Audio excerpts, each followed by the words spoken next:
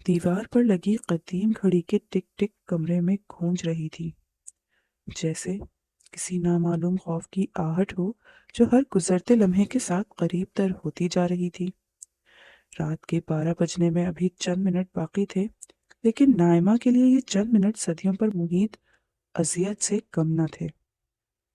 باہر تیز ہوائیں چل رہی تھیں جو کھڑکی کے شیشوں سے ٹکرا کر ایک بھیانک شور پیدا کر رہی تھی، مگر کمرے کے اندر کا سناٹا اس شور سے بھی زیادہ جان لیوا تھا۔ نائمہ بستر کے ایک کونے میں سمٹی، گھٹنوں میں سر دیے اپنے وجود کو سمیٹنے کی ناکام کوشش کر رہی تھی۔ اس کا جسم کانپ رہا تھا، سردی سے بھی اور اس خوف سے بھی جو پچھلی کئی راتوں سے اس کا مقدر بن چکا تھا۔ اس کے وجود پر نیلے اور کالے نشانات اس ظلم کی گواہی دے رہے تھے جو اس بند کمرے کی چار دیواری میں دفن تھا۔ کمرے میں جلتا ہوا نائٹ لیمپ ایک مدھم سی زرد روشنی پھیلا رہا تھا جس نے سائے کو مزید ڈراؤنا بنا دیا تھا۔ وہ جانتی تھی کہ کچھ ہی دیر میں وہ دروازہ کھلے گا اور اس کی زندگی کا ایک بھیانک باب شروع ہو جائے گا۔ اس کی نظریں بار بار دروازے کے ہینڈل پر جم جاتی اور پھر خوف سے بند ہو جاتی۔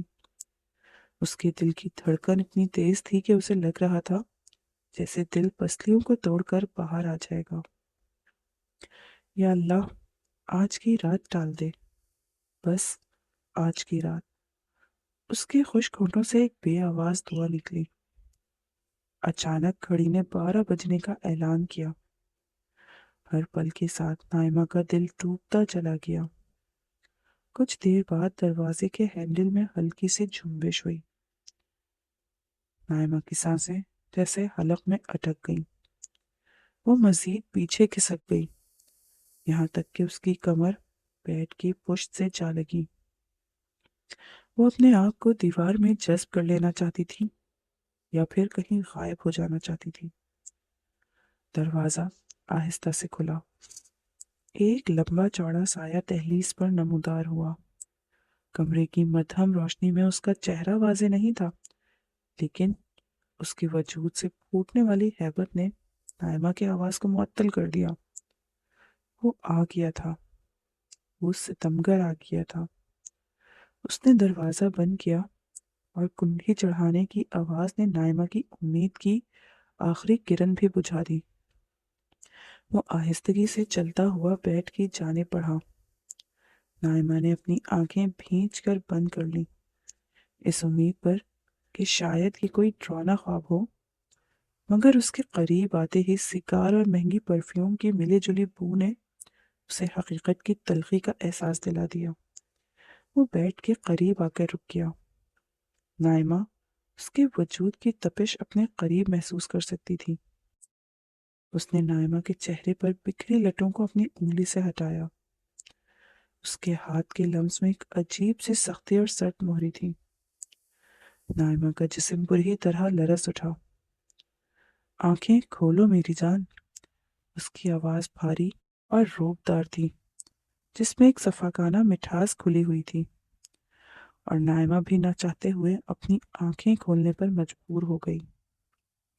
اس کے سامنے وہی ہیولا کھڑا تھا، اندھیرے میں ڈوبا ہوا۔ وہ اس کا چہرہ نہیں دیکھ پا رہی تھی، صرف اس کا سایہ اور اس کا بھاری وجود اس پر حاوی تھا۔ وہ جھکا، اس کا چہرہ نائمہ کے چہرے کے بالکل قریب آ گیا۔ اس نے نائمہ کی تھوڑی کو سختی سے دبوچ کر اس کا چہرہ اوپر اٹھایا۔ آج تم بہت خاموش ہو، کیا میرا انتظار نہیں کر رہی تھی؟ اس نے طنزیہ لہجے میں پوچھا۔ نائمہ کے حلق سے آواز نہیں نکل پا رہی تھی۔ وہ صرف اپنی ڈبڈبائی ہوئی آنکھوں سے اس سائے کو دیکھ رہی تھی۔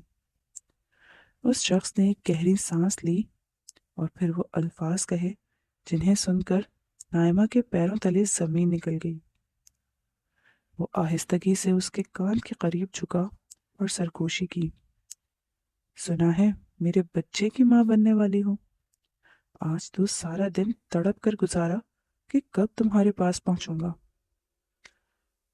نائمہ کا دماغ سن ہو گیا۔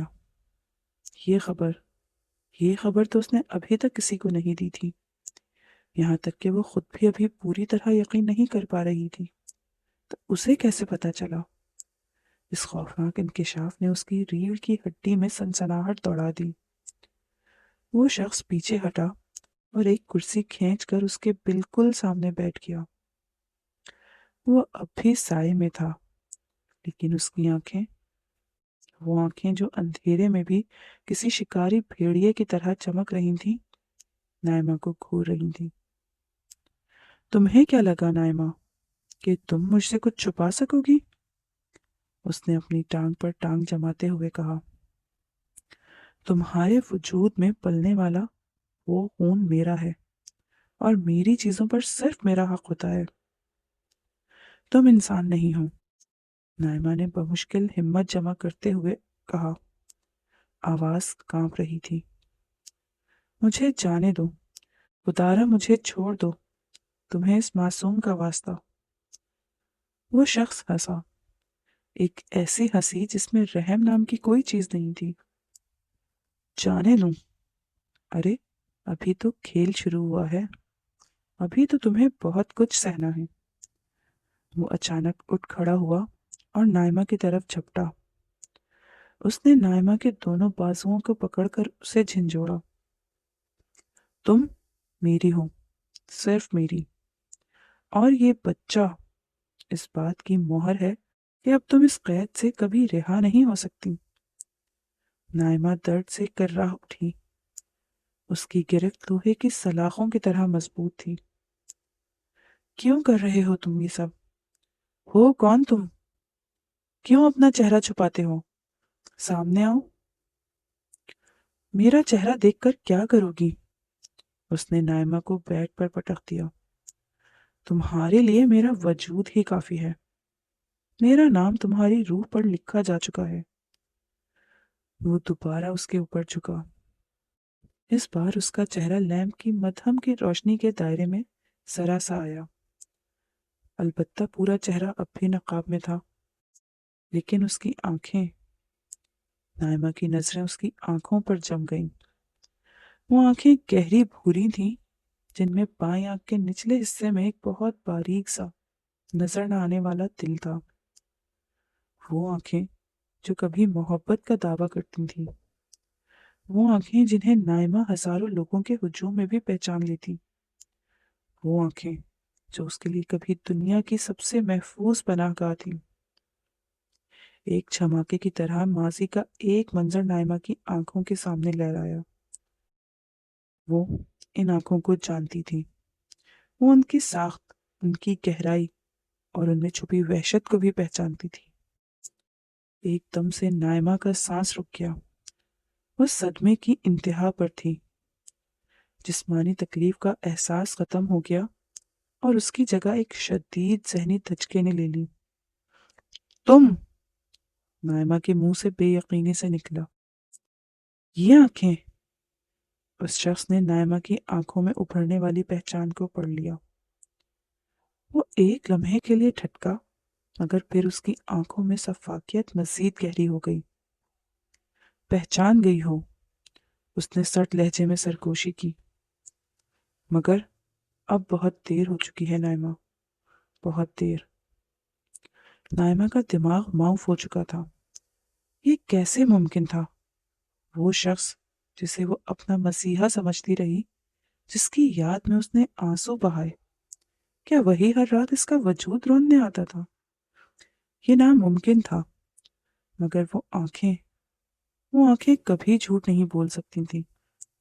اس سے پہلے کہ نائمہ کچھ اور بولتی یا مزاحمت کرتی، اس ستمگر نے اس کے احتجاج کو اپنے سخت ہاتھوں سے دبا دیا۔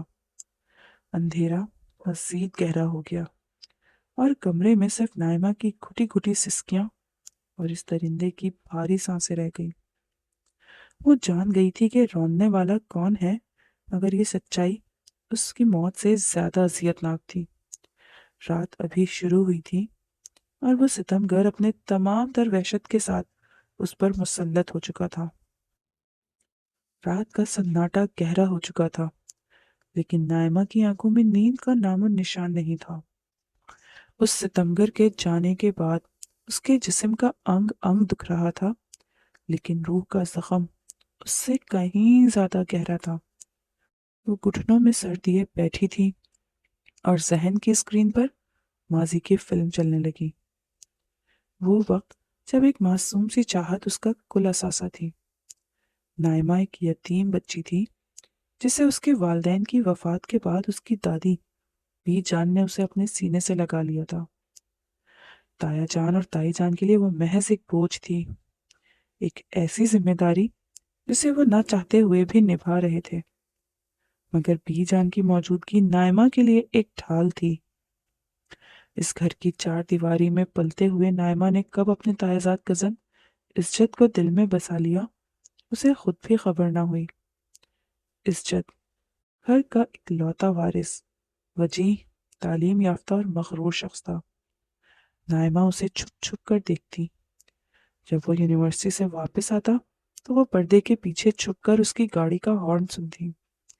اس کی آواز، اس کا چلنے کا انداز، یہاں تک کہ اس کی غصے والی تیوری بھی نائمہ کو دنیا کا سب سے حسین منظر لگتی تھی۔ نائمہ، کہاں مر گئی ہو؟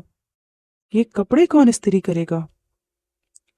تائی جان کی کرخت آواز اکثر اسے اس کے خوابوں سے جگاتی۔ جی تائی امی، ابھی آئی۔ وہ بھاگتی ہوئی آتی اور کام میں جھک جاتی، لیکن اس کا دھیان ہمیشہ عزت کے کمرے کی طرف رہتا۔ عزت کا رویہ اس کے ساتھ ہمیشہ سرد مہری کا رہا تھا۔ وہ اسے گھر کی ملازماؤں سے زیادہ اہمیت نہیں دیتا تھا۔ کبھی کبھار تو وہ ایسے گزر جاتا جیسے نائمہ کا کوئی وجود ہی نہ ہو، لیکن نائمہ کی دیوانی محبت ان سب باتوں سے بے نیاز تھی۔ اسے لگتا تھا کہ ایک دن سب بدل جائے گا، اور پھر وہ دن آیا جس نے سب کچھ بدل دیا، لیکن ویسا نہیں جیسا نائمہ نے سوچا تھا۔ ایک شام بی جان نے اپنے اختیار کو استعمال کرتے ہوئے فیصلہ سنایا، میں اپنی زندگی میں نائمہ کا گھر بسانا چاہتی ہوں، اور میں نے فیصلہ کر لیا ہے کہ عزت اور نائمہ کا نکاح ہوگا۔ کمرے میں جیسے بم پھٹ گیا۔ تائی جان نے سینے پر ہاتھ مارا۔ اماں جی، آپ کا دماغ تو نہیں چل گیا؟ میرا بیٹا جو لاکھوں میں ایک ہے، اس کی شادی آپ اس یتیم اور 2 ٹکے کی لڑکی سے کریں گی؟ زبان کو لگام دو بہو، بی جان کی آواز میں جلال تھا۔ نائمہ میرے مرحوم بیٹے کی نشانی ہے، اور اس گھر کی عزت بھی۔ عزت اسی سے بے حیا جائے گا، اور یہ میرا آخری فیصلہ ہے۔ عزت اس وقت گھر پر نہیں تھا، لیکن جب اسے پتا چلا تو گھر میں طوفان کھڑا ہو گیا۔ وہ چیخا، چلایا، انکار کیا، لیکن بی جان کی طبیعت اچانک بگڑ گئی۔ ڈاکٹروں نے جواب دے دیا تو جذباتی دباؤ اور بی جان کی محبت کے ہاتھوں مجبور ہو کر عزت نے ہتھیار ڈال دیے۔ ٹھیک ہے بی جان، میں نکاح تو کروں گا، لیکن صرف آپ کی خاطر، اس نے دانت پس کر کہا تھا، لیکن اس وقت اس کی نظریں نائمہ پر تھیں جو کونے میں کھڑی شدید کانپ رہی تھی۔ ان نظروں میں محبت نہیں، شدید نفرت اور انتقام کی آگ تھی۔ شادی کی تقریبات سادگی سے ہوئیں۔ نائمہ سرخ روسی جوڑے میں ملبوس، دل میں ہزاروں ارمان لیے اپنے کمرے میں بیٹھی تھی۔ اسے یقین نہیں آ رہا تھا کہ وہ جس عزت کو خوابوں میں دیکھتی تھی، آج وہ حقیقت میں اس کا ہونے والا ہے۔ وہ سوچ رہی تھی کہ شاید شادی کے بعد عزت کا دل پسیج جائے، شاید اس کی خدمت اور محبت اس کے دل میں جگہ بنا لے گی۔ دروازہ کھلا اور عزت اندر داخل ہوا۔ اس کے قدموں میں لڑکھڑاہٹ نہیں تھی، لیکن اس کا چہرہ سپاٹ تھا۔ اس نے شیروانی اتار کر صوفے پر پھینکی اور نائمہ کی طرف بڑھا۔ نائمہ نے شرما کر گھونگھٹ نکال لیا۔ اس کا دل تیزی سے دھڑک رہا تھا۔ یہ ناٹک بند کرو نائمہ، عزت کی سرد اور کاٹدار آواز نے کمرے کا رومانوی ماحول ایک دم ختم کر دیا۔ نائمہ نے چونک کر سر اٹھایا۔ عزت اس کے سامنے کھڑا تھا۔ آنکھوں میں نفرت کے انگارے دہک رہے تھے۔ تمہیں کیا لگا دادی کی بیماری کا بہانہ بنا کر تم مجھے حاصل کر لو گی؟ تم نے میری زندگی برباد کر دی، میرا مستقبل، میرے خواب سب خاک میں ملا دیے۔ اسجد، میں میں نے کچھ نہیں کیا۔ نائمہ کی آنکھوں سے آنسو جاری ہو گئے۔ یہ تو بی جان کا حکم تھا۔ بکواس بند کرو۔ اسجد نے جھک کر اس کا بازو اتنی زور سے دبوچا کہ نائمہ کی چیخ نکل گئی۔ تم جیسی لڑکیاں یہی چاہتی ہیں، مفت کی عیش و عشرت۔ لیکن یاد رکھنا نائمہ، تم میری بیوی کا نام تو پا سکتی ہو، لیکن میری بیوی کا مقام کبھی نہیں پاؤ گی۔ اس کے بعد جو ہوا وہ نائمہ کی روح کو کرچی کرچی کرنے کے لیے کافی تھا۔ اسجد نے اسے بیوی نہیں سمجھا، بلکہ اپنے غصے اور نفرت کو نکالنے کا ایک ذریعہ سمجھا۔ وہ رات وصال کی رات نہیں، بلکہ نائمہ کے ارمانوں کے جنازے کی رات تھی۔ اس نے نائمہ کے وجود کو رون ڈالا، بنا کسی احساس کے، بنا کسی رحم کے۔ وہ روتی رہی، گڑ گڑاتی رہی، لیکن اسجد نے ایک نہ سنی۔ وہ اپنا حق وصول کر رہا تھا، ایک ایسے معاہدے کا جس پر اس نے مجبوری میں دستخط کیے تھے۔ صبح ہوتے ہی اسجد تیار ہو کر کمرے سے نکلا۔ جاتے جاتے اس نے مڑ کر بستر پر ٹوٹی ہوئی گڑیا کی طرح پڑی نائمہ کو دیکھا۔ میں آج ہی دبئی جا رہا ہوں بزنس سنبھالنے۔ مجھے نہیں پتا میں کب واپس آؤں گا، اور نہ ہی مجھے تم سے کوئی غرض ہے۔ اس گھر میں رہنا ہے تو رہو، ورنہ کہیں بھی دفع ہو جاؤ۔ وہ چلا گیا۔ نائمہ خالی نظروں سے چھت کو دیکھتی رہی۔ اس کا شوہر اس کی محبت پہلی ہی رات کو اجاڑ کر چلا گیا تھا۔ 2 ماہ بعد اسجد کو گئے ہوئے 2 مہینے ہو چکے تھے۔ گھر والوں کے لیے وہ دبئی میں تھا، اور نائمہ کے لیے وہ ایک ایسا ناسور بن چکا تھا جس کا درد کبھی ختم نہیں ہوتا تھا۔ تائی جان کا رویہ اس کے ساتھ مزید ظالمانہ ہو گیا۔ وہ سارا دن نائمہ سے بیگار کرواتی اور طنز اور تانوں کے تیر چلاتی، لیکن پچھلے چند ہفتوں سے نائمہ کے ساتھ کچھ عجیب ہو رہا تھا۔ ہر رات ٹھیک 12 بجے کوئی اس کے کمرے میں آتا تھا، سائے کی طرح۔ شروع میں نائمہ سمجھی کہ یہ اس کا وہم ہے یا کوئی خواب، لیکن وہ لمس حقیقت تھا۔ وہ شخص کوئی اور نہیں، وہی تھا جو اسے روند کر گیا تھا۔ اس کی خوشبو، اس کا انداز، سب وہی تھا۔ وہ اندھیرے میں آتا اور فجر سے پہلے غائب ہو جاتا۔ نائمہ خوف کے مارے کسی سے کچھ نہیں کہہ سکتی تھی۔ اگر وہ کہتی کہ اسجد رات کو آتا ہے تو کوئی یقین نہ کرتا، کیونکہ اسجد تو باقاعدہ ویڈیو کالز پر گھر والوں سے بات کرتا تھا اور دبئی میں اپنی موجودگی دکھاتا تھا۔ تو پھر رات کو اس کے کمرے میں آنے والا کون تھا؟ یہ معمہ اسے پاگل کر رہا تھا، مگر اس سے بڑا طوفان تب کھڑا ہوا جب اسے محسوس ہوا کہ اس کے جسم میں تبدیلیاں آ رہی ہیں۔ صبح اٹھتے ہی متلی، چکر آنا، اور سب سے بڑھ کر 2 ماہ سے اس کی ڈیٹ کا نہ آنا۔ آج صبح جب نائمہ کچن میں الٹی کر کے باہر نکلی تو تائی جان نے اسے عقابی نظروں سے دیکھا۔ نائمہ کا رنگ زرد پڑ گیا تھا۔ شام کو تائی جان بی جان کے کمرے میں بیٹھی پان چبا رہی تھی۔ نائمہ دروازے کے پیچھے کھڑی ان کے لیے چائے لائی ہی تھی کہ اس کے کانوں میں تائی جان کی زہریلی آواز پڑی۔ بی جان، میں کب سے آپ کو سمجھا رہی ہوں، مگر آپ کی آنکھوں پر تو نائمہ کی محبت کی پٹی بندھی ہوئی ہے۔ تائی جان نے پان کی پیک اگلدان میں تھوکی۔ کیا بات ہے بہو، صاف صاف کہو، پہیلیاں مت بجھواؤ۔ بی جان نے تسبیح گھماتے ہوئے پوچھا۔ ارے کیا خاک صاف کہوں، شرم سے ڈوب مرنے کا مقام ہے۔ تائی جی نے اپنی آواز دھیمی مگر پر اثر کر لی۔ اس کلموہی نائمہ کو ہی دیکھیے ذرا، 2 ماہ ہو گئے ہیں، اس کی ڈیٹ نہیں آئی۔ آج صبح بھی الٹیاں کرتی پھر رہی تھی، چہرے پر چھائیاں پڑ رہی ہیں۔ بی جان کا ہاتھ رک گیا۔ کیا بک رہی ہو تم؟ بہو، بیٹیوں کے بارے میں ایسی باتیں کرتے شرم نہیں آتی؟ شرم تو اسے آنی چاہیے اماں جی۔ تائی جی نے گھٹنے پر ہاتھ مارا۔ میرا بیٹا عزت تو 2 مہینوں سے ملک سے باہر ہے۔ وہ تو اس منحوس رات کے اگلے ہی دن چلا گیا تھا۔ تو پھر یہ سب کیا ہے؟ شوہر کی غیر موجودگی میں اگر بہو پیٹ سے ہو جائے تو اسے کیا نام دیں گی آپ؟ یہ کوئی معجزہ تو نہیں ہے نا؟ نائمہ کے ہاتھوں سے چائے کی ٹرے تقریباً چھوٹ گئی۔ اس کا سانس رک گیا۔ تمہارا مطلب ہے کہ نائمہ؟ بی جان کی آواز میں لرزش تھی۔ میں تو بس وہی کہہ رہی ہوں جو دکھ رہا ہے، تائی جان نے زہر خن لہجے میں کہا۔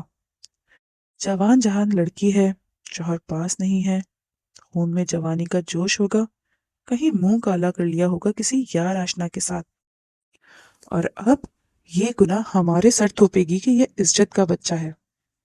لیکن میں بتا دوں اماں جی، میں اپنے بیٹے کے نام پر یہ تھپا نہیں لگنے دوں گی۔ عزت تو اسے ہاتھ لگا کر بھی راضی نہیں تھا، وہ بھلا جاتے وقت اسے امید سے کیسے کر سکتا ہے؟ زبان بند کرو اپنی، بی جان چیخیں۔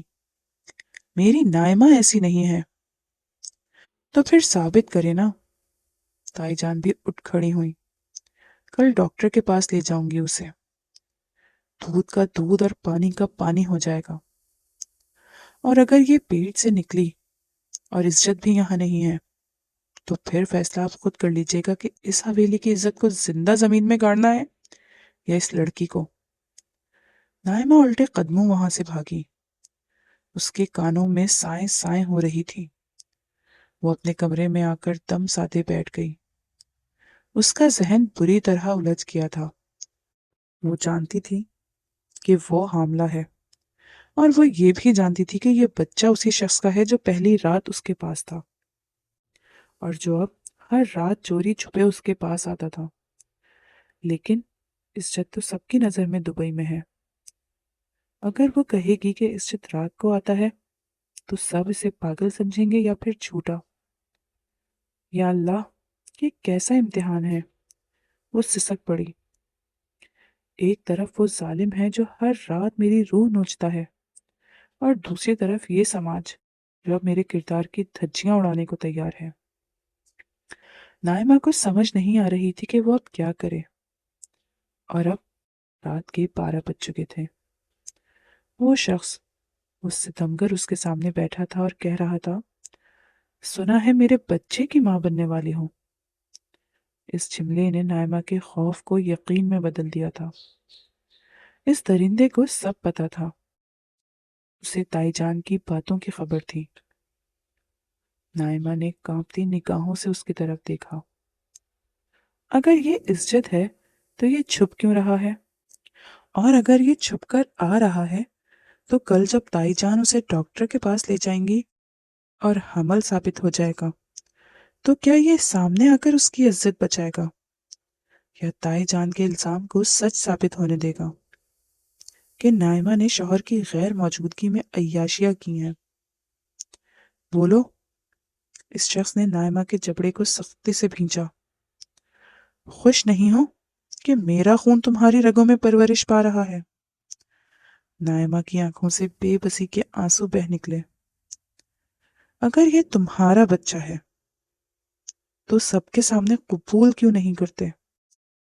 اس نے بمشکل ہمت جمع کر کے پوچھا۔ تائی جان مجھے مار ڈالیں گی کیونکہ وہ کہتی ہیں کہ میں بد کردار ہوں، کیونکہ تم تو دبئی میں ہو نا۔ اس شخص نے ایک زوردار قہقہا لگایا، ایسا قہقہا جس میں حیوانیت تھی۔ دبئی؟ اس نے نائمہ کے کان کے قریب سرگوشی کی۔ دنیا کے لیے میں جہاں بھی ہوں، تمہارے لیے میں ہر رات یہی ہوں، اور رہی بات قبول کرنے کی تو نائمہ بی بی، تماشا تو ابھی شروع ہوا ہے۔ تمہیں بد کردار ثابت کرنے میں جو مزہ ہے وہ وفادار بیوی مان لینے میں کہاں؟ نائمہ کو لگا جیسے کسی نے خنجر اس کے دل میں اتار دیا ہو۔ یہ شخص محض اس کا جسم نہیں چاہتا تھا، یہ اس کی عزت، اس کی روح اور اس کے وجود کو مٹا دینا چاہتا تھا۔ یہ انتقام تھا، اس زبردستی کی شادی کا انتقام۔ میں مر جاؤں گی، نائمہ نے ہچکیوں کے درمیان کہا۔ اتنی آسانی سے نہیں میری جان۔ اس نے نائمہ کے پیٹ پر ہاتھ رکھا۔ ابھی تو اس نشانی کو دنیا میں آنا ہے، اور جس دن یہ آئے گا اس دن تمہاری بربادی کا جشن مکمل ہوگا۔ تب تک تم صرف میری ہو، اور یہ راتیں بھی میری ہیں۔ عزت نے لائٹ بند کر دی۔ کمرہ پھر سے تاریکی میں ڈوب گیا اور نائمہ کی خاموش چیخیں اس چار دیواری میں دفن ہو کر رہ گئیں۔ باہر ہوا کا شوق اور تیز ہو گیا، جیسے قدرت بھی ظلم پر ماتم کر رہی ہو۔ رپورٹ پازیٹیو ہے بیگم صاحبہ، مبارک ہوں، آپ دادی بننے والی ہیں۔ ڈاکٹر نے مسکراتے ہوئے فائل تائی جان کی جانب بڑھائی، لیکن تائی جان نے وہ فائل تھامنے کی بجائے اسے حقارت سے دیکھا، جیسے وہ کاغذ کا ٹکڑا نہیں بلکہ کوئی زہریلا سانپ ہو۔ کلینک کے سفید اور روشن کمرے میں ایک پل کے لیے ایسا سناٹا چھایا کہ سانسوں کی مدھم آواز بھی ہتھوڑے کی طرح لگنے لگی۔ نائمہ کرسی پر سر جھکائے بیٹھی تھی۔ اس کے ہاتھ اپنی گود میں پڑے ایک دوسرے کو شدت سے بھینچ رہے تھے۔ وہ جانتی تھی کہ ڈاکٹر کے منہ سے نکلنے والا یہ خوشخبری کا جملہ اس کے لیے سزائے موت کا پروانہ ہے۔ مبارک، تائی جان نے دانت پیستے ہوئے کہا۔ ان کے لہجے کی کڑواہٹ نے ڈاکٹر کی مسکراہٹ چھین لی۔ کس بات کی مبارک ڈاکٹر؟ اس گناہ کی جو اس لڑکی نے اپنے پیٹ میں پالا ہے؟ ڈاکٹر ہڑبڑا گئی۔ بیگم صاحبہ، یہ آپ کیا کہہ رہی ہیں؟ یہ تو خوشی کا موقع ہے۔ خوشی نہیں، ماتم کا مقام ہے یہ۔ تائی جان نے نائمہ کے بازو کو اتنی بے رحمی سے جھنجھوڑا کہ وہ کرسی سے گرتے گرتے بچی۔ اٹھو، بہت شوق تھا نا تمہیں ڈاکٹر کے پاس آنے کا، دودھ کا دودھ اور پانی کا پانی کرنے کا۔ اب چلو گھر، وہاں سب کے سامنے تمہیں اور تمہاری اس رپورٹ کا تماشا لگاؤں گی۔ نائمہ کے لب سلے ہوئے تھے، آنکھوں سے آنسو رواں تھے، مگر وہ کوئی صفائی نہیں دے سکی، کیونکہ وہ جانتی تھی کہ اس کی سچائی اس سماج کے معیار پر جھوٹ سے بھی بدتر ہے۔ وہ چپ چاپ ایک مجرم کی طرح تائی جان کے پیچھے چل پڑی۔ اسپتال کے کوریڈور میں لوگوں کی نظریں اس پر اٹھ رہی تھیں، لیکن اسے اپنے اندر اٹھنے والا طوفان ان نظروں سے زیادہ خوفناک لگ رہا تھا۔ حویلی کا بڑا لاؤنج عدالت کا منظر پیش کر رہا تھا۔ بی جان اپنے مخصوص صوفے پر گمسم بیٹھی تھیں، ان کے ہاتھ میں تسبیح ساکت ہو چکی تھی۔ تائی جان نے آتے ہی وہ میڈیکل رپورٹ بی جان کے قدموں میں پٹک دی، اور اب وہ کمر پر ہاتھ رکھے فتح مندانہ انداز میں نائمہ کو گھور رہی تھی، جو قالین پر مجرموں کی طرح سر جھکائے کھڑی تھی۔ پڑھ لیں اماں جی، تائی جان کی آواز اونچی اور تیکھی تھی۔ آپ کی لاڈلی، آپ کی پارسا بہو کے کرتوت۔ 1.5 ماہ کا حمل ہے اسے، 1.5 ماہ کا۔ بی جان نے کانپتے ہاتھوں سے وہ رپورٹ اٹھائی۔ حالانکہ وہ انگریزی نہیں پڑھ سکتی تھی، مگر ڈاکٹر کا بتایا ہوا سچ ان کے کانوں میں گونج رہا تھا۔ انہوں نے نائمہ کی طرف دیکھا۔ ان کی بوڑھی آنکھوں میں غصہ نہیں بلکہ ٹوٹ جانے کا دکھ تھا۔ نائمہ؟ بی جان کی آواز میں اتنی ٹوٹ پھوٹ تھی کہ نائمہ کا کلیجہ منہ کو آ گیا۔ یہ میں کیا سن رہی ہوں بیٹی؟ نائمہ نے سر اٹھایا۔ اس کا چہرہ آنسوؤں سے بھیگا ہوا تھا، مگر آنکھوں میں ایک عجیب سی استقامت تھی۔ یہ سچ ہے بی جان، میں امید سے ہوں۔ بے شرم، تائی جان چیخی اور آگے بڑھ کر ایک زوردار تھپڑ نائمہ کے گال پر دے مارا۔ کتنی ڈھٹائی سے اقرار کر رہی ہے۔ اماں جی، میں نہ کہتی تھی کہ یہ یتیم لڑکیاں بس شکل کی معصوم ہوتی ہیں، اندر سے سانپ ہوتی ہیں۔ شوہر کو گئے 2 ماہ ہو گئے اور یہ اب امید سے ہے۔ بتاؤ کس کا گناہ ہے یہ؟ نائمہ نے گال پر ہاتھ رکھا۔ جلن شدید تھی، مگر اس نے نظریں نہیں جھکائیں۔ یہ گناہ نہیں ہے، یہ عزت کی نشانی ہے۔ کمرے میں ایک لمحے کے لیے سناٹا چھا گیا۔ پھر تائی جان نے ایک ایسا زہریلا قہقہا لگایا کہ در و دیوار کانپ اٹھے۔ عزت، ارے او پاگل عورت، جھوٹ بولنے کے لیے بھی عقل چاہیے ہوتی ہے۔ عزت تو 2 مہینے پہلے شادی کی اگلی صبح ہی دبئی چلا گیا تھا۔ پورا خاندان جانتا ہے، محلے والے جانتے ہیں کہ وہ تو پلٹ کر نہیں آیا، تو کیا ہوا کے ذریعے اس نے تجھے امید سے کر دیا؟ وہ آتے ہیں، نائمہ نے بی جان کی طرف دیکھ کر گڑ گڑاتے ہوئے کہا۔ بی جان، میرا یقین کریں، میں نے کوئی گناہ نہیں کیا۔ عزت ہر رات میرے کمرے میں آتے ہیں، وہ یہی ہیں، اسی حویلی میں۔ یہ شاید روز رات کو کہیں سے آتے ہیں، مجھے نہیں پتا، لیکن خدا کی قسم وہ عزت ہی ہیں۔ بی جان کی آنکھوں میں الجھن در آئی۔ نائمہ بیٹی، ہوش میں تو ہو، عزت تو دبئی میں ہے، وہ تو روز فون پر بات کرتا ہے۔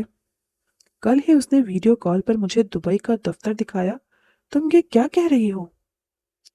یہ ڈرامے کر رہی ہے اماں جی۔ تائی جان نے فوراً بات کاٹی، مبادت بی جان کا دل پسیج ہی نہ جائے۔ یہ پاگل ہونے کا ناٹک کر رہی ہے تاکہ اپنے گناہ پر پردہ ڈال سکے۔ اگر عزت یہاں آتا تو کیا ہمیں پتہ نہ چلتا؟ کیا حویلی کے چوکیدار اندھے ہیں یا میں بہری ہوں؟ یہ کسی ریار آشنا کو رات کے اندھیرے میں بلاتی ہوگی، اور اب جب رنگے ہاتھوں پکڑی گئی تو الزام میرے معصوم بیٹے پر لگا رہی ہے۔ نہیں تائی امی، خدا کا خوف کریں۔ نائمہ چیخ اٹھی۔ میں نے کبھی کسی غیر مرد کا تصور بھی نہیں کیا۔ وہ عزت ہی ہیں، ان کی خوشبو، ان کی آواز، ان کی باتیں، وہ سب جانتے ہیں بی جان۔ وہ مجھے بتاتے ہیں کہ دن بھر اس گھر میں کیا ہوا۔ وہ تو یہ بھی جانتے تھے کہ آج ہم ڈاکٹر کے پاس جانے والے ہیں۔ بس، بی جان نے سختی سے کہا۔ ان کا چہرہ پتھر کا ہو چکا تھا۔ عزت اگر آتا تو مجھ سے ملے بغیر نہ رہتا۔ وہ میرا پوتا ہے، چور نہیں جو اپنے ہی گھر میں چھپ کر آئے۔ بی جان نے اپنا فون اٹھایا اور اسے کان سے لگا لیا۔ سب کی نظریں ان پر تھیں۔ چند لمحوں بعد انہوں نے فون اسپیکر پر کر دیا۔ دوسری طرف سے عزت کی آواز آئی، صاف اور واضح۔ جی دادی جان، کیسی ہیں آپ؟ خیریت تو ہے؟ ابھی تو بات ہوئی تھی ہماری۔ آواز سنتے ہی نائمہ کا خون خشک ہو گیا۔ یہ وہی آواز تھی اور وہی لہجہ جو رات کو اس کے کانوں میں سرگوشیاں کرتا تھا، مگر اس وقت یہ آواز ہزاروں میل سے دور آتی ہوئی معلوم ہو رہی تھی۔ عزت بیٹے، تم کہاں ہو؟ بی جان نے کانپتی آواز میں پوچھا۔ دادی میں دبئی میں ہوں، آفس میں۔ کیوں؟ کیا ہوا؟ کوئی پریشانی ہے؟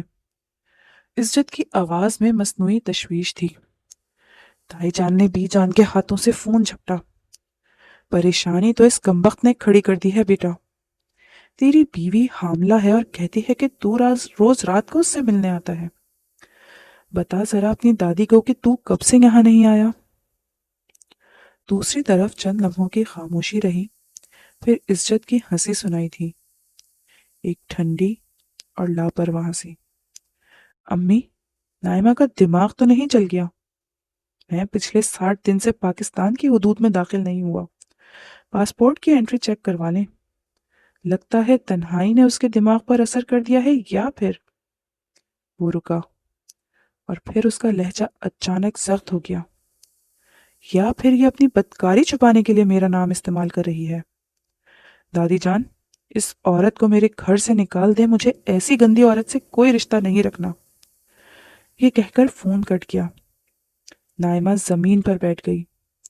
اس کے اپنے شوہر نے، اس شخص نے جو روز رات کو اس کے وجود کا حصہ بنتا تھا، سب کے سامنے اسے رد کر دیا تھا۔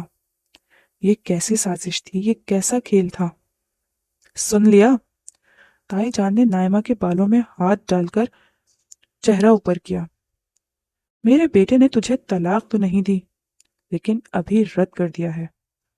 اب اس گھر میں تیری حیثیت ایک نوکرانی سے بھی بدتر ہے۔ یہ بچہ جو تیرے پیٹ میں ہے، یہی تیرے ماتھے کا کلنک ہے۔ بی جان اپنی جگہ سے اٹھی انہوں نے ایک نظر نائمہ پر ڈالی. نظر میں اب رحم نہیں، بےسارگی تھی. مجھے اپنی تربیت پر ناز تھا نائمہ، مگر تم نے آج وہ بھرم توڑ دیا. اب میری نظروں سے دور ہو جاؤ.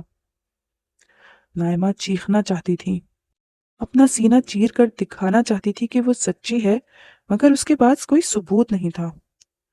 وہ ستمگر جیت چکا تھا. رات کے 12:30 بج رہے تھے. نائمہ اپنے کمرے کے ٹھنڈے فرش پر پڑی تھی. اس نے شام سے کچھ کھایا پیا تک نہیں تھا. اس کی آنکھوں کا پانی رو رو کر خشک ہو چکا تھا. اب صرف ایک ویرانی تھی جو اس کے اندر پھیل رہی تھی. دروازے کی وہی مخصوص آواز آئی. نائمہ نے سر اٹھا کر نہیں دیکھا. اسے پتا تھا کہ کون ہے. قدموں کی آواز اس کے قریب آ کر رک گئی. 2 بھاری بوٹ اس کی نظروں کے سامنے تھے. بڑی بری طرح ذلیل ہوئی آج تو میری جان. وہی آواز، وہی سفاکیت.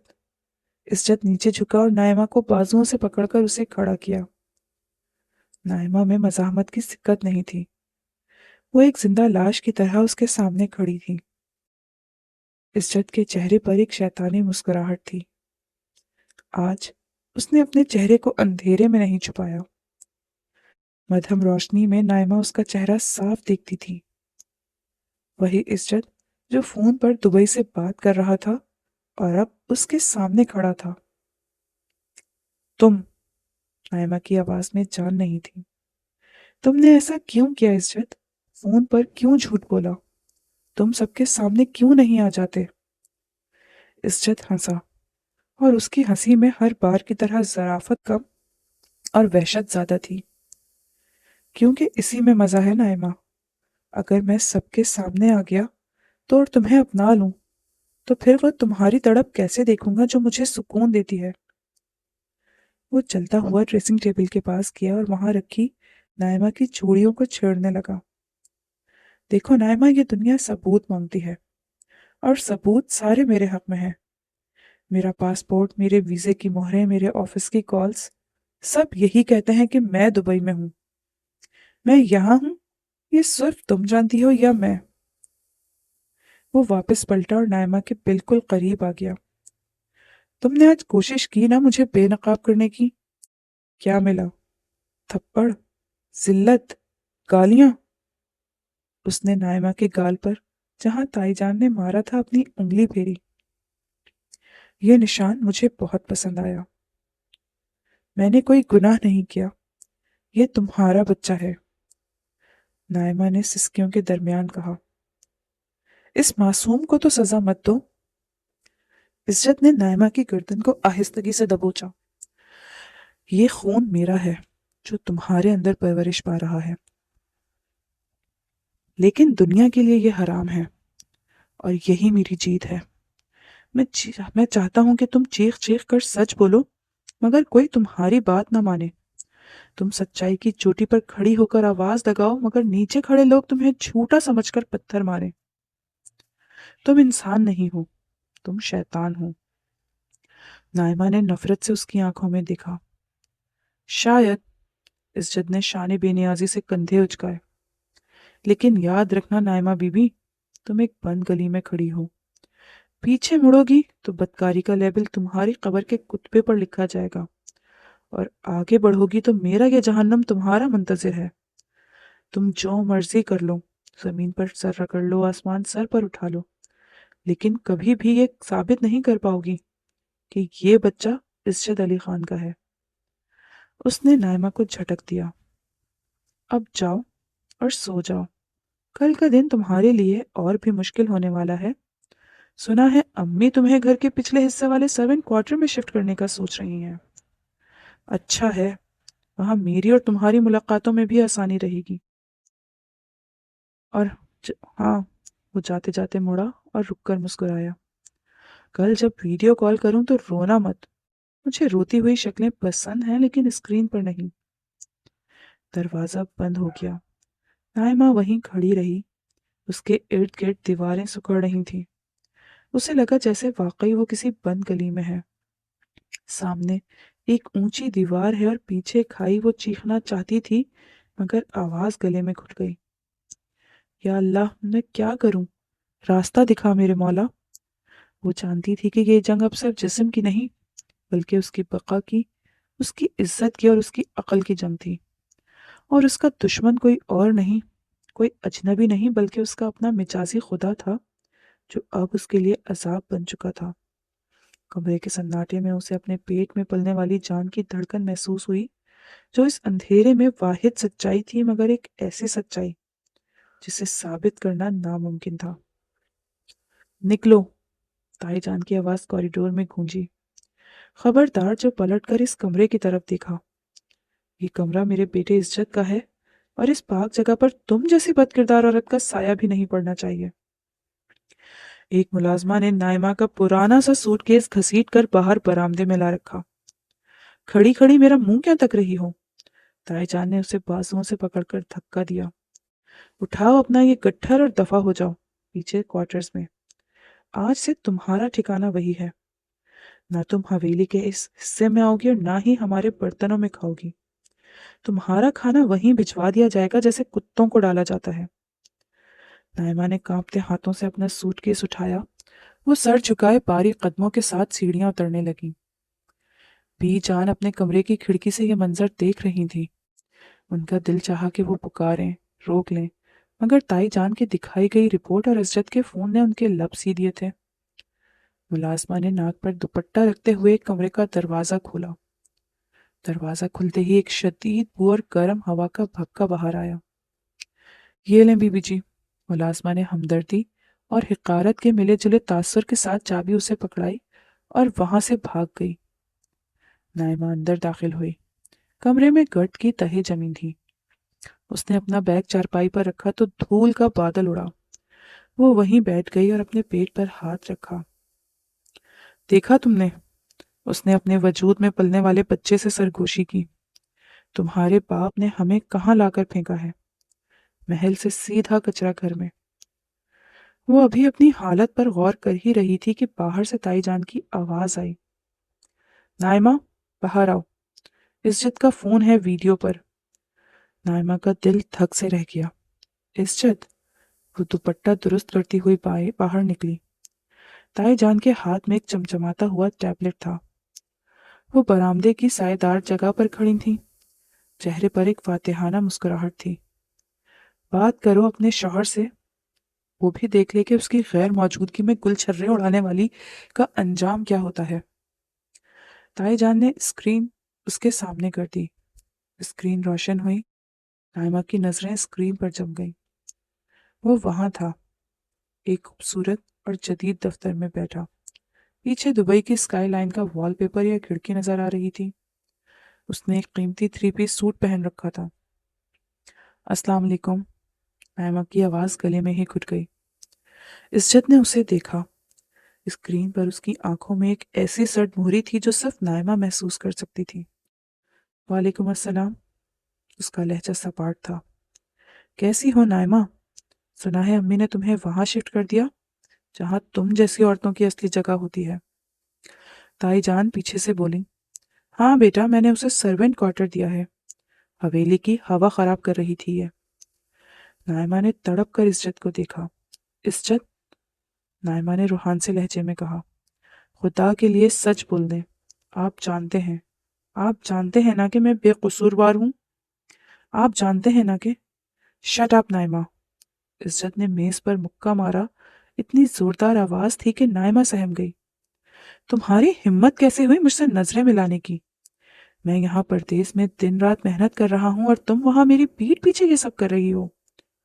اس نے ایک گہری سانس لی اور کیمرے کے قریب آیا۔ اب اس کا چہرہ پوری اسکرین پر تھا۔ مجھے تو یقین نہیں آ رہا کہ میں نے تم سے شادی کی۔ پھر عزت نے وہ کیا جس نے نائمہ کے رونگٹے کھڑے کر دیے۔ وہ اسکرین کے تھوڑا اور قریب ہوا۔ اس کی آنکھوں میں ایک شیطانی چمک ابھری اور اس نے اپنے لب ہلائے بغیر صرف آنکھوں کے اشارے سے نائمہ کو پیچھے کوارٹر کے دروازے کی طرف دیکھنے کی اشارہ کیا۔ سنو نائمہ، اب جو ہو گیا سو ہو گیا۔ میں تمہیں طلاق دے کر خود کو عدالتوں کے چکر میں نہیں ڈالنا چاہتا۔ تم وہیں رہو اسی کچرے میں، اور اس بچے کو، وہ رکا جیسے الفاظ کا چناؤ کر رہا ہو، اس بچے کو جنم دو، میں بھی تو دیکھوں کہ وہ کس کی شکل کا ہے۔ اگر وہ مجھ جیسا ہوا، جو کہ ناممکن ہے، تب سوچیں گے۔ وہ آپ جیسا ہی ہے عزت، نائمہ چیخ پڑی، وہ آپ کا خون ہے۔ خاموش! تائی جان نے نائمہ سے ٹیبلٹ چھین لیا۔ بس بیٹا، اس کا تو دماغ خراب ہو گیا ہے، تم کام کرو، اپنا موڈ مت خراب کرو، میں دیکھ لوں گی اسے۔ جی امی، آپ خیال رکھیے گا اپنا، عزت نے ایک فرما بردار بیٹے کی طرح کہا۔ اور ہاں، رات کو گیٹ اچھی طرح بند کروایا کریں، آج کل حالات خراب ہیں، چور لٹیرے کبھی بھی دیوار باندھ کر آ سکتے ہیں، خاص طور پر پچھلی طرف سے جہاں دیوار ٹوٹی ہوئی ہے۔ ہاں بیٹا، میں چوکیدار کو کہہ دوں گی۔ اللہ حافظ۔ کال کٹ گئی، اسکرین سیاہ ہو گئی۔ نائمہ وہیں پتھر کی بنی کھڑی رہ گئی۔ عزت کا آخری جملہ، خاص طور پر پچھلی طرف سے جہاں دیوار ٹوٹی ہوئی ہے۔ سرونٹ کوارٹر کی پچھلی دیوار واقعی ٹوٹی ہوئی تھی، اور وہیں سے ایک چھوٹا راستہ باہر گلی میں نکلتا تھا۔ یہ بات صرف اسے پتا تھی یا پھر اسے جو وہاں آتا جاتا ہوں۔ چلو اندر، تائی جان کی آواز اسے ہال میں کھینچ لائی۔ کھڑی کیا سوچ رہی ہو؟ کوئی محل نہیں تعمیر ہونے والا تیرے لیے، جا کر صفائی کر اور اپنی اوقات میں رہنا سیکھ۔ تائی جان ٹیبلٹ لے کر شان سے چلتی ہوئی واپس حویلی کی طرف مڑ گئی۔ نائمہ نے ایک نظر اس عالیشان عمارت پر ڈالی جو اب اس کے لیے ممنوعہ علاقہ تھی، اور پھر مڑ کر اپنے تاریک کمرے میں داخل ہو گئی۔ اس نے سر اٹھایا اور ٹوٹی ہوئی کھڑکی سے آسمان کے ایک چھوٹے ٹکڑے کو دیکھا۔ اور اب میرا معاملہ اللہ کے سپرد ہے۔ اس کے اندر کا ڈر آہستہ آہستہ ایک عجیب سی ضد میں بدل رہا تھا۔ اگر وہ اسے توڑنا چاہتا ہے تو وہ بھی بکھرنے سے انکار کر دے گی۔ وہ اس کے بچے کی ماں ہے، اور ماں اتنی کمزور نہیں ہوتی۔ رات کا اندھیرا پھیل رہا تھا، اور سروینٹ کوارٹر کی ویرانی میں نائمہ اپنی جنگ لڑنے کے لیے خود کو تیار کر رہی تھی۔ رات کا پچھلا پہر تھا اور بارش تھمنے کا نام نہیں لے رہی تھی۔ نائمہ اپنے ٹوٹے ہوئے کوارٹر میں ٹپکتی چھت کے نیچے بیٹھی تسبیح پڑھ رہی تھی۔ اس کا دل گھبرا رہا تھا، ایک انجانا خوف اس کی رگوں میں دوڑ رہا تھا۔ اچانک حویلی کے مرکزی حصے سے چیخو پکار کی بلند آوازیں ہوئیں جو بجلی کی کڑک سے بھی زیادہ خوفناک تھیں۔ نائمہ ننگے پاؤں باہر بھاگی۔ حویلی کی روشنیاں جل رہی تھیں اور گیٹ کھلا ہوا تھا۔ ملازم ادھر ادھر بھاگ رہے تھے۔ وہ ڈرتے ڈرتے برآمدے تک پہنچی جہاں تائی جان زمین پر بیٹھی بین کر رہی تھی اور بی جان بت بنی کھڑی تھی۔ کیا ہوا؟ نائمہ نے لرزتی آواز میں پوچھا۔ میرا عزت، تائی جان نے سینہ پیٹتے ہوئے نائمہ کو دیکھا، مگر آج ان کی آنکھوں میں نفرت کی بجائے بے انتہا درد تھا۔ میرے بیٹے کے گاڑی کا ایکسیڈنٹ ہو گیا ہے، وہ اسپتال میں ہے، زندگی اور موت کی کشمکش میں۔ نائمہ کے پیروں تلے زمین نکل گئی۔ گاڑی؟ لیکن وہ تو دبئی میں ہے نا؟ پولیس کا فون آیا ہے جی ٹی روڈ سے، ڈرائیور نے روتے ہوئے بتایا۔ گاڑی کا نمبر صاحب کا ہی ہے، ہمیں فوراً جانا ہوگا۔ اس وقت کسی کے پاس سوال کرنے کا وقت نہیں تھا کہ دبئی میں بیٹھا شخص جی ٹی روڈ پر کیسے پہنچ گیا۔ سب گاڑیوں میں سوار ہوئے، نائمہ بھی ایک کونے میں دبک کر بیٹھ گئی۔ اسپتال کی ایمرجنسی وارڈ میں ڈاکٹرز تیزی سے آئی سی یو کی طرف بھاگ رہے تھے۔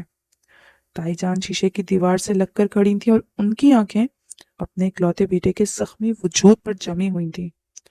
عزت بستر پر پڑا ہوا تھا، اس کا پورا جسم پٹیوں میں جکڑا ہوا تھا، سر پر گہرا زخم تھا اور کئی نالیاں اس کے جسم سے جڑی ہوئی تھیں۔ مانیٹر پر چلتی ٹیڑھی لکیریں اس کی سانسوں کی ڈور کو ظاہر کر رہی تھیں۔ ڈاکٹر باہر نکلا، اس کے چہرے پر مایوسی تھی۔ ڈاکٹر صاحب، میرا بیٹا؟ تائی جان ڈاکٹر کے قدموں میں گر گئیں۔ ہم نے پوری کوشش کی ہے بیگم صاحبہ، اندرونی چوٹیں بہت زیادہ ہیں، ان کے پاس بہت کم وقت ہے، وہ ہوش میں ہیں اور آپ سب کو بلا رہے ہیں، شاید آخری بار۔